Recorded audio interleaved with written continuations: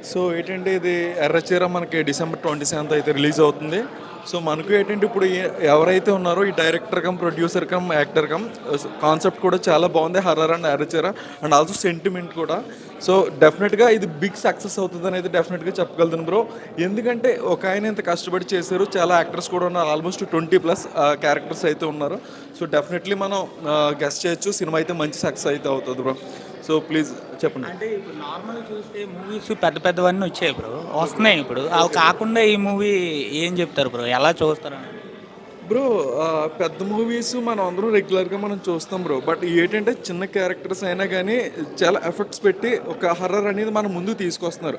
So డెఫినెట్గా horror అనేది hit hit combination. So మనం డెఫినెట్గా చెప్పొచ్చు ఇది డెఫినెట్గా అయితే హిట్ అయ్యే ఛాన్స్ అయితే డెఫినెట్గా ఉంది బ్రో. సో ఏంటంటే మీకు వన్ మోర్ థింగ్ ఏంటంటే ఆయనే ప్రొడ్యూసర్, ఆయనే డైరెక్టర్, ఆయనే యాక్టర్ బ్రో. సో ఇక్కడ క్యాస్టింగ్ కూడా చాలా